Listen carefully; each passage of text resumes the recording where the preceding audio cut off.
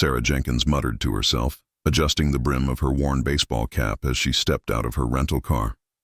Across the street, the Book Nook, the independent bookstore her grandmother had poured her life into, looked tired.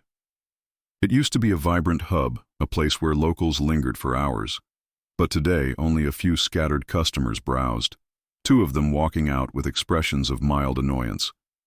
Sarah hadn't been inside this particular location. Store, number 3 out of 5, in over a year. Since her grandmother passed and left the small chain to her, Sarah had been buried in the corporate side. Publisher contracts, online inventory, marketing campaigns. She barely knew the names of the store managers, let alone the booksellers.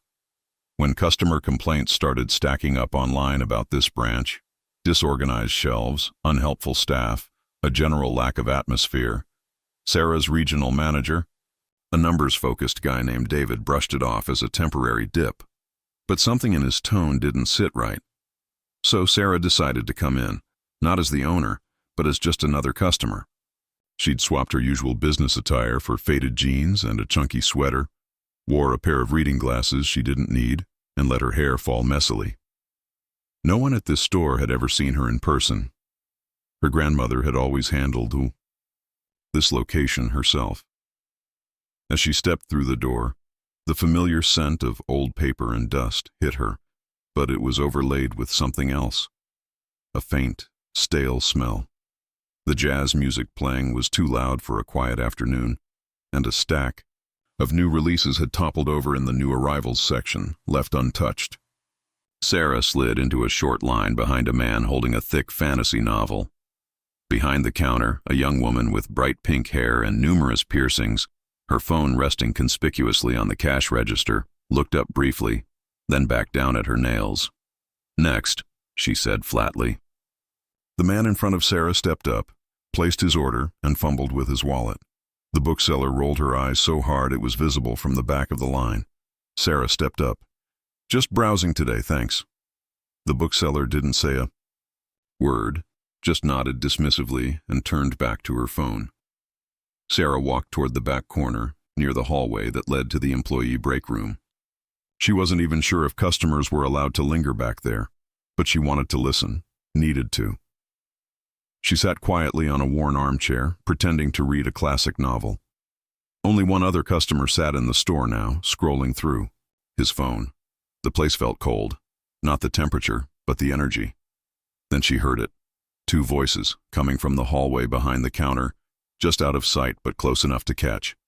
"If one more person asks where the self-help section is, I swear I'm going to tell them to look in a mirror," one voice said, female, familiar. It was the bookseller who had just been at the register. A second voice, male, barked a laugh. "You should have seen what I did yesterday. Some lady tried to complain that a book was misshelved. I told her, 'Honey, it's called a treasure hunt.'" They both laughed. Sarah froze. Her heart pounded. The girl continued, "I don't even care anymore. This place is a joke. We're so short-staffed, they'll never fire us. We run the damn place." Sarah's jaw tightened. The guy added, "I told Brenda we should stop wasting time organizing the graphic novels. Liam's too slow. Told her straight up, either he speeds up or we cut his hours." Sarah's stomach turned. She didn't know there was a Liam, and what kind of manager lets employees decide who works. She stood up, book in hand, and walked toward the counter just as the two booksellers came back out.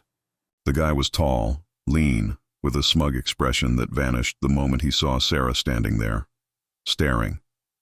"Hey, can I help you?" the male bookseller asked. Sarah didn't answer. She turned and walked out the door, not saying a word. Back in her car, she sat in silence for a few minutes, her fingers drumming on the steering wheel. She felt sick. She'd been so focused on the business side, she'd lost sight of what made the company her grandmother built special. Passion, community, a love for books. And now punks like this were poisoning it from the inside. She pulled out her phone and called one of the few people she still trusted in the company, her assistant, Emily. "I need a full employee list for Store 3, she said. "Send me their schedules and find out when Liam's next shift is." Emily paused. "Everything okay?" "No," Sarah said. but it's about to be. Sarah stood just outside the back entrance of the bookstore, leaning against the brick wall, eyes on the staff parking lot.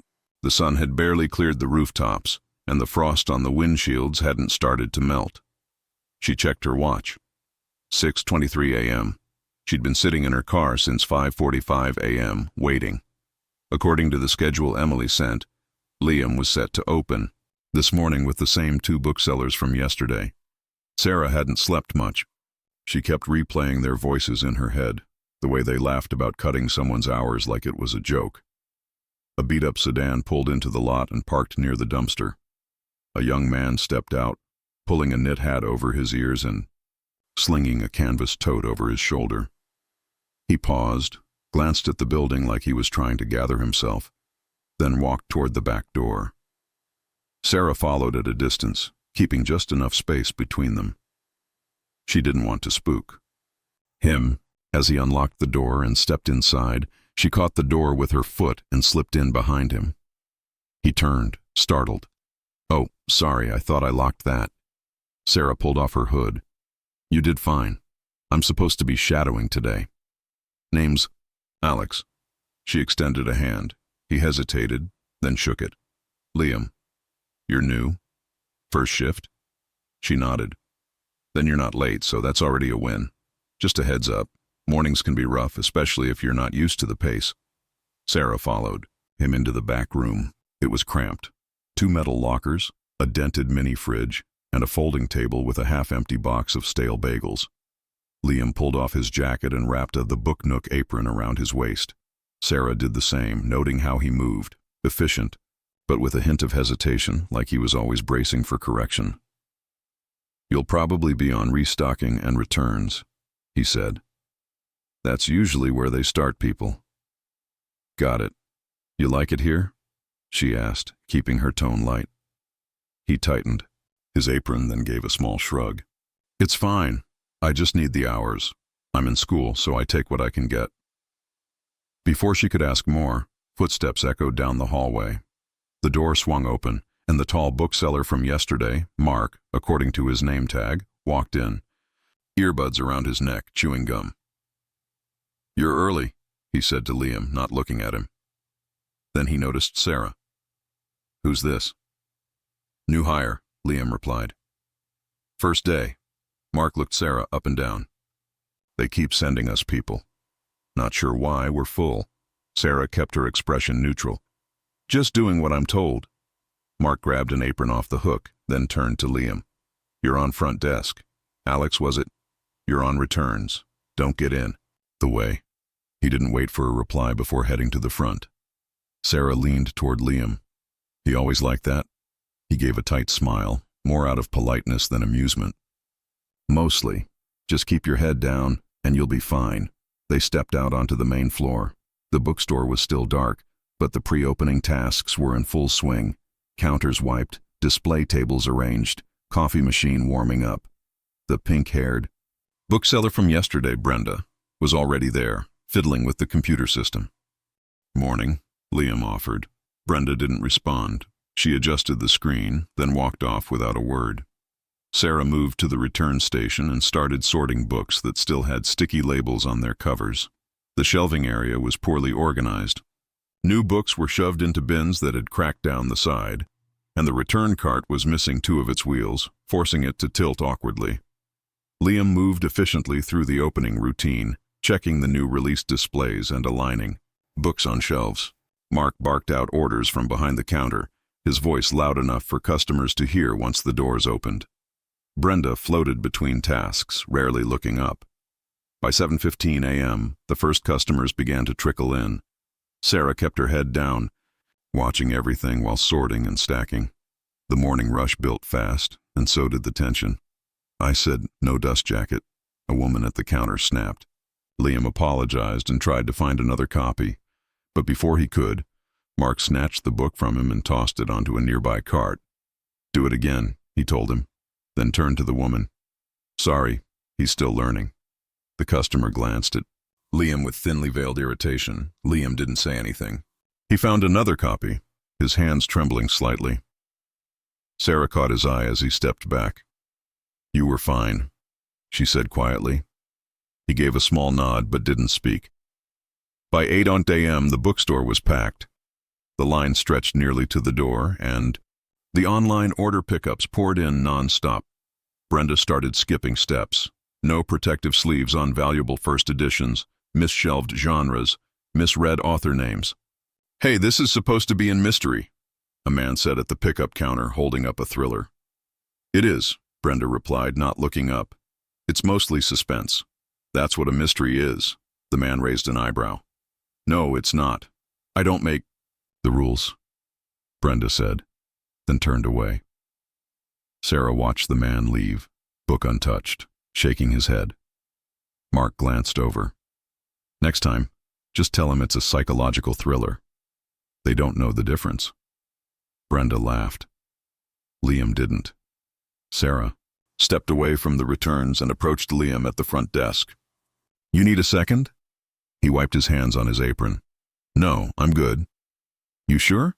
Your hands are shaking." He paused, then nodded. "I'm just trying not to screw up. I need this job." Sarah lowered her voice. "You're not the problem here." Liam looked at her for a moment. "You don't know them yet." Before she could respond, Mark called from the back. "Alex, can you do something useful and take out the recycling? It's overflowing." Sarah glanced toward the back. "Where's the recycling bin?" Mark didn't answer. Brenda waved a hand. "Just dump it out back by the regular trash. We don't have a separate bin." Sarah hesitated. "That's not exactly eco-friendly for a bookstore." Mark turned. "You planning to report us, new guy?" Sarah didn't reply. She grabbed the overflowing bin and headed toward the back, passing Liam as he handed off an online order with a quiet, "Thank you." Outside, behind the building, she tipped the recycling carefully into the patch of gravel near the dumpster.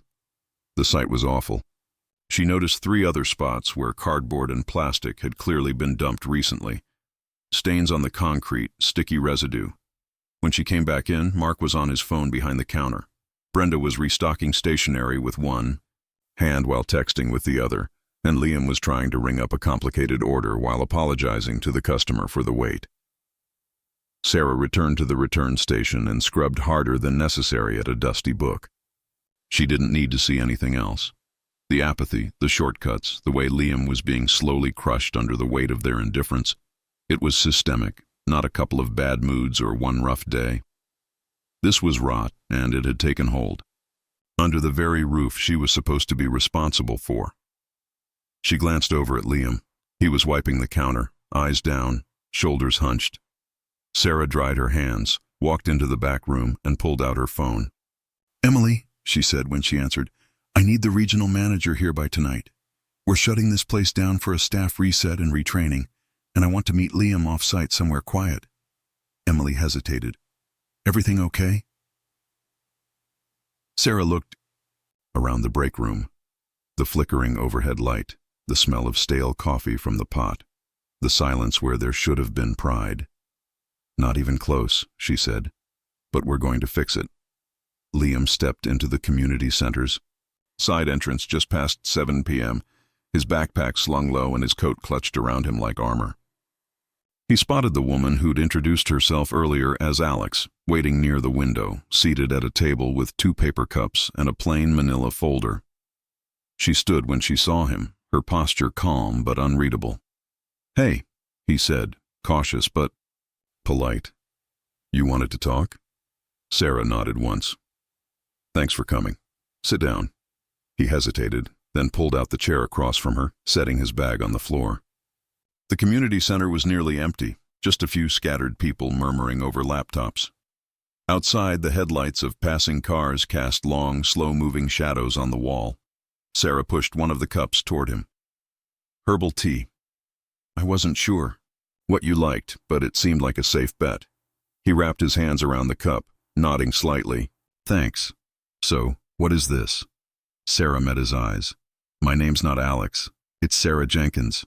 I own the Book Nook where you've been working." He blinked. "Wait, what?" "I went undercover," she continued. "That location has been sliding for months, and I couldn't get a straight answer from anyone in corporate. I needed to see it myself." Liam leaned back, eyebrows pulling together. "You're serious?" She gave him a moment, letting the weight of it sink in. He looked away briefly, processing. "I didn't mean to pull you into anything," she said, "but after what I saw today, I couldn't walk away." He looked back at her. "So what now? Am I in trouble?" "No," she said quickly. "Not even close. You've been holding that place together. I came here because I wanted to understand what you've been dealing with. Off the record, no managers, no consequences. I just want the truth." He stared at the table, biting the inside of his cheek. Silence stretched between them. Then, quietly, he spoke. "I almost quit last week," he said. "But I need the paycheck. That's the only reason I'm still showing up." "What made you want to walk away?" His grip on the cup tightened. "It's like you try to do things right, and you're still the problem. Mark told me I was replaceable my second shift. I thought he was joking. Then Brenda started leaving me out of tasks, telling me to watch and learn while she skipped steps and blamed me when customers complained." Sarah listened, her expression neutral but alert. "They don't train anyone," he went on. "They just throw you into the rush and get mad when you can't keep up. And if you ask for help, they act like you're wasting their time." "How long have you been working there?" 3 weeks. His voice was flatter now. "And it already feels like a year." Sarah nodded slowly. "Has anyone from management ever checked in with you?" Liam gave a bitter laugh. "David came in once for 10 minutes, just long enough to ask if we were settling in. Mark stood right next to me the whole time." Sarah didn't speak for a few seconds. She reached for the folder and slid it open. Inside was a printout of the last 3 staffing schedules. "We're understaffed by at least 2 people for mornings," she said, "and nobody's requested additional coverage. The schedules haven't changed in over a month." Liam looked down at the sheet, frowning. "That's why Brenda's doing closing and opening back to back? I thought she volunteered." "She didn't," Sarah said. "Mark's been submitting the scheduling himself, and David has been approving it without checking shift logs." Liam sat back, the realization landing. "So they're just doing whatever they want?" Sarah closed the folder. "Not anymore." He looked at her. "What are you going to do?" "I've already called our regional manager. The store's closing for the next 3 days. We're bringing in a temporary team to clean, restock, and retrain every employee." Liam's eyes widened. "You're shutting it down?" "It's the only way to fix this without putting a bandage over a broken bone. We'll still pay everyone scheduled, but only the ones who show up for retraining will be considered for rehire." Liam stared at her. "You're giving them a choice?" "I believe in second chances," Sarah said, "but I don't believe in rewarding apathy. Anyone who wants to keep their job will have to earn it." He looked down at his tea, then back at her. "What about me?" "You've already earned yours," she said. "We're promoting you to assistant manager, not just a title. You'll get access to scheduling, be part of store meetings, and we'll pair you with one of our senior trainers. I want your input when we rebuild the team." His mouth opened, but no words came for a second. Then he swallowed. "Why me?" "Because you care," she said plainly. "And because you didn't fold, even when it would have been easier to." She paused. "We need people like you if we're going to fix what's broken." Liam looked down, brushing a thumb along the rim of his cup. "I don't know if I'm ready for that." "You weren't ready for what they threw at you either," Sarah said. "But you showed up. That counts." He gave a quiet nod. "So what happens tomorrow?" "I'll meet you outside the bookstore at 7 a.m. We'll walk the team through what's changing.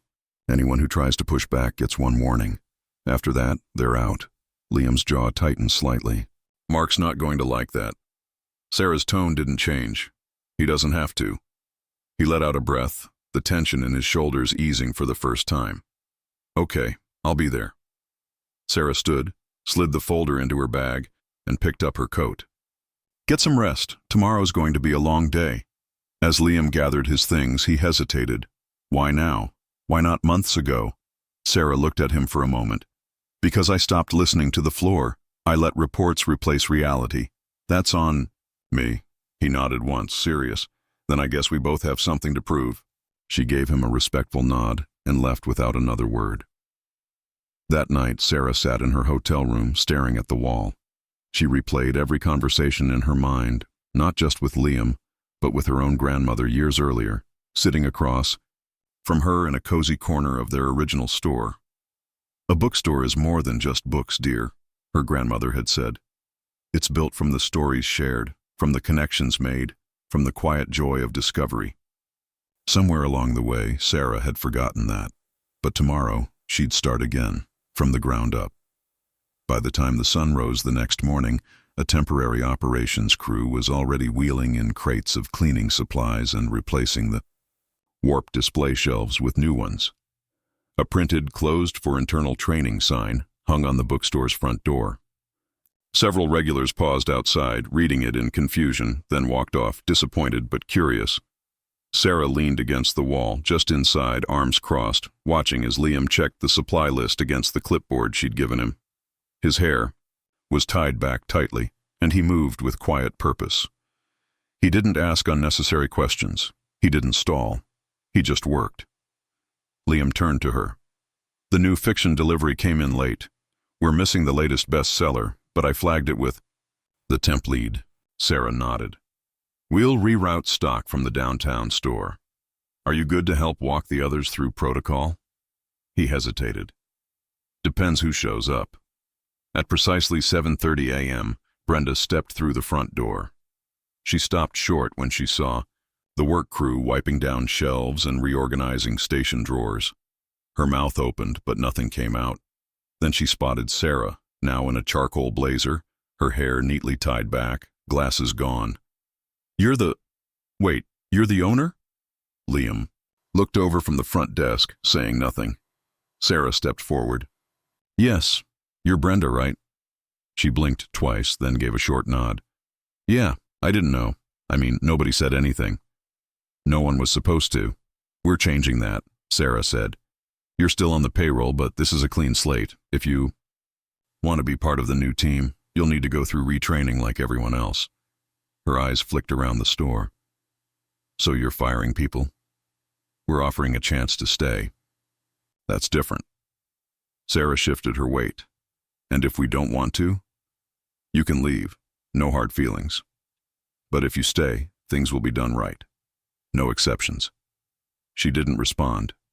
Instead, she walked to the back slowly, like she was still trying to figure out if this was real. Mark arrived 15 minutes later, wearing the same ratty hoodie from the day before. He paused outside the door, watching the activity inside. When he finally walked in, he didn't look at Sarah. His eyes went straight to Liam. "What is this?" he asked, voice low. Sarah stepped between them. "Training, restructuring. You're welcome to take part," Mark scoffed. "You can't just come in and—" "I can," Sarah interrupted. "I own the company. You've been running this store without oversight for too long. That ends now." Mark looked at Liam. "You told him everything?" "I didn't have to," Liam said. "You did that yourself." He turned back to Sarah. "This is ridiculous. We've been doing the best we can. You pull staff, you cut hours, and now we're the bad guys?" Sarah didn't raise her voice. "You submitted falsified time logs. You ignored proper inventory procedures. You intimidated staff. That's not doing your best. That's abusing your position." Mark crossed his arms. "So what? I'm fired?" "You're not a fit for the direction we're going. You'll be compensated for the past 2 weeks. After that, your access to company systems will be terminated." There was a pause. Mark stared at her, then let out a short laugh that didn't reach his eyes. Unbelievable. He turned and walked out without another word. Sarah let out a slow breath. Brenda, who'd returned to the front during the exchange, stood quietly watching. "I didn't know he was doing all that," she said. "I just thought—" "He had authority." "No one has authority without accountability," Sarah replied. "If you're staying, that's what we expect." She nodded, subdued. "I'll stay." By 9 p.m., the rest of the remaining staff had trickled in. Some of them looked embarrassed, others confused. But they listened as the new protocols were explained. Shelving procedures, inventory transparency, customer interaction standards. Liam led the walkthroughs with a quiet steadiness that surprised even her. Sarah stayed off to the side, intervening only when necessary. She watched how Liam clarified questions without condescension, how he redirected Brenda when she reached for her phone, how he didn't flinch when asked why things were changing. They weren't working, he said plainly, and we deserve better than that. By late afternoon, the work crew had finished deep cleaning the shelves. A new recycling station had been installed near the back hallway, and a rotating break schedule was posted on the staff fridge. Liam stood before it, reviewing it line by line. Sarah joined her. Think we missed anything? He tapped one of the slots. We'll need to stagger lunch breaks tighter on weekends. If we're not careful, we'll lose coverage between noon and 2. Sarah nodded. Good catch. He glanced at her. So, this is permanent? All of it. As long as it works, she said. But it's not just about rules. It's about culture. That doesn't change overnight. I know, he said, but it starts somewhere. She studied him for a moment. There was no hesitation in his voice now, no trace of the quiet, anxious bookseller who had once apologized for a misshelved book. You ever think about management long-term? She asked. He blinked. Are you offering? Not yet, she said, but I'm watching. At closing time, the temporary team packed up. The bookstore would reopen to the public the next morning with only 3 original staff members remaining. Liam, Brenda, and a part-timer named Chloe, who had quietly kept her head down through the chaos and now was stepping forward for the first time. As Sarah turned out the lights, Brenda approached her. I've been thinking, she said.